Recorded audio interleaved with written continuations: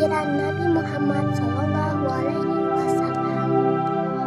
Sebelum datangnya Islam, masyarakat Arab jahiliyah terbiasa hidup dengan berbagai kebiasaan buruk. Menyembah berhala, berjudi, dan minum minuman keras adalah sedikit contoh kebiasaan buruk mereka.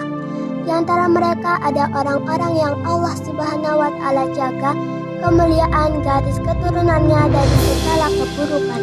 Dari garis keturunan yang mulia inilah Nabi Muhammad SAW berasal.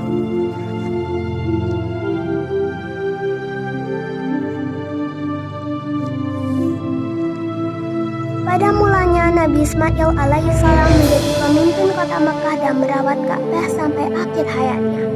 Selanjutnya tugas tersebut dilaksanakan oleh Nabi dan Qaidar, putra Ismail.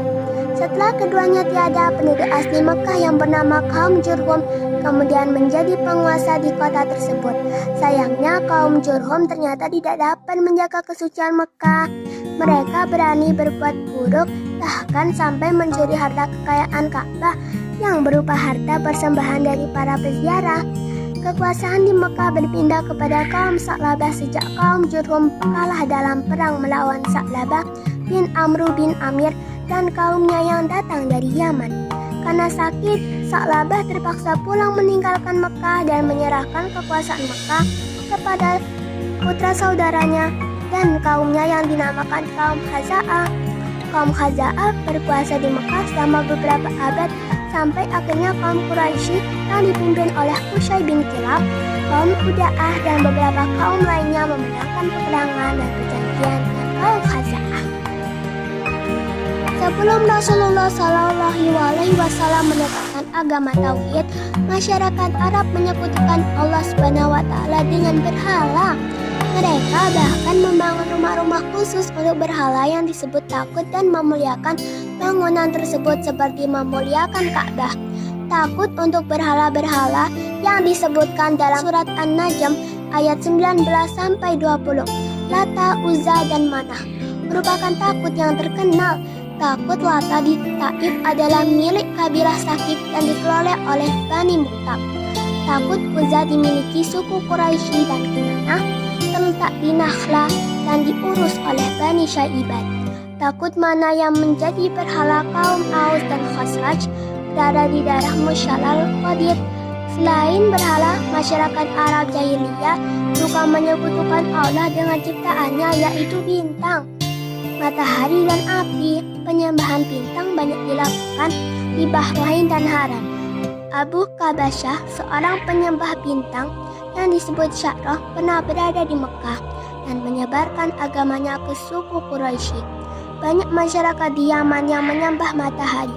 Penyembahan api atau majusi masuk ke wilayah Tamim, Hajar, dan Bahrain. Penyembahan berhala bukanlah satu-satunya agama yang dipercaya masyarakat Arab jahiliyah. Salah satu agama yang ada saat itu adalah Yahudi. Agama Yahudi berkembang pesat di Yaman.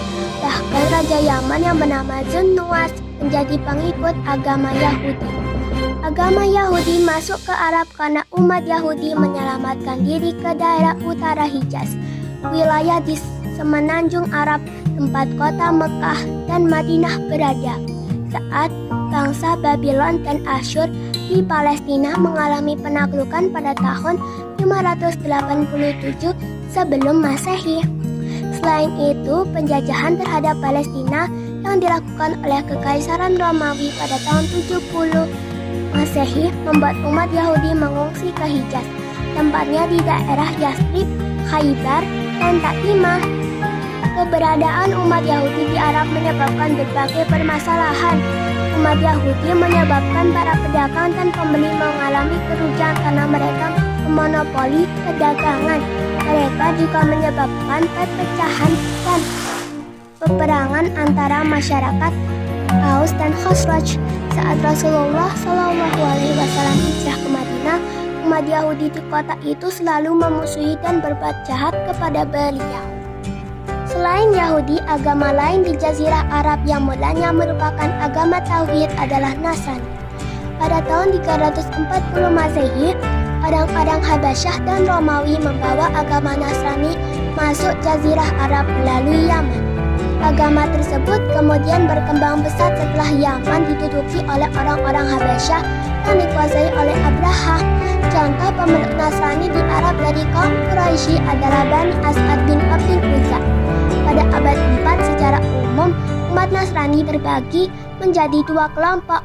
Kelompok pertama meyakini bahwa Isa Al-Masih hanya memiliki satu wujud saja, yaitu wujud manusia.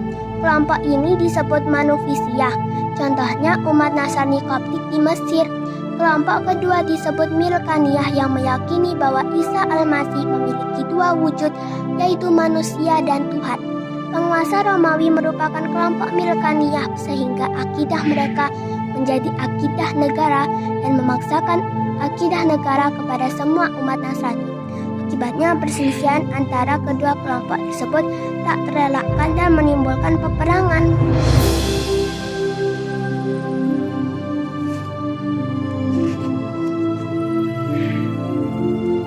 Jauh sebelum Nabi Muhammad SAW lahir, kaum Nasrani dan Yahudi sudah mengetahui bahwa Nabi Muhammad akan menjadi nabi akhir zaman. Banyaknya berita mengenai Nabi Muhammad yang tertulis dalam Taurat dan Injil membuat kaum Nasrani dan Yahudi bisa mengenali sosok Nabi Muhammad seperti mereka mengenali anak sendiri. Quran Surah Al-Baqarah ayat 146. Allah Subhanahu wa Ta'ala berfirman bahwa dalam Taurat dan Injil tertulis nama Nabi Muhammad. Selain itu, di dalam kedua kitab tersebut juga tertulis bahwa Nabi Muhammad adalah seorang ummi, tidak dapat membaca dan menulis, yang akan menyuruh manusia untuk berbuat makruh, melarang perbuatan mungkar, mengharamkan segala yang buruk, dan membebaskan manusia dari beban dan belenggu. Quran Surah Al-A'raf ayat 157. Sifat Nabi Muhammad yang tidak dapat membaca dan menulis membuktikan bahwa syariat yang dibawanya benar-benar berasal dari Allah, bukan karangan Nabi Muhammad belaka. Rasulullah SAW lahir pada hari Senin, tanggal 12 Rabiul Awal tahun Gajah, bertepatan pada 20 April 571 Masehi. Nabi Muhammad SAW lahir di Mekah sebagai anak yatim karena ayahnya yaitu Abdullah wafat sebelum Rasulullah lahir. Abdullah adalah orang pilihan Allah Subhanahu wa Ta'ala. Abdullah dikenal sebagai anak Abdul Muttalib yang paling baik budinya dan paling bagus rupanya. Selain itu, dia adalah pria dengan garis keturunan paling baik di antara Bani Adam. Abdullah merupakan keturunan Qusay bin Kilab yang berhasil menyatukan kaum Quraisy dan menjadi pemimpin Mekah yang pertama. Ibunda Nabi Muhammad SAW, Aminah binti Wahab, juga merupakan orang pilihan Allah yang menjadi gadis dengan garis keturunan yang paling mulia saat itu. Ayah Aminah, Wahab bin Abdul Manaf, adalah pemimpin Bani Zuhrah. Dari kedua orang bergaris keturunan istimewa inilah Nabi Muhammad SAW berasal. Kelahiran Nabi Muhammad pun menjadi penanda perubahan zaman, dari zaman jahiliyah ke hidayah Islam, dari zaman ketidakberadaban kepada zaman peradaban. Kehadiran Nabi Muhammad menjadi fajar baru yang mampu mempersatukan manusia ke dalam Islam, sehingga mereka dipersatukan ajaran kenabian. Satu kitab suci secara menyeluruh karena beliau diutus untuk seluruh umat. Demikian sekelumit cerita tentang riwayat kelahiran Nabi Muhammad SAW. Semoga semakin menambah ilmu dan kerinduan kita kepada beliau. Terima kasih. Wassalamualaikum warahmatullahi wabarakatuh.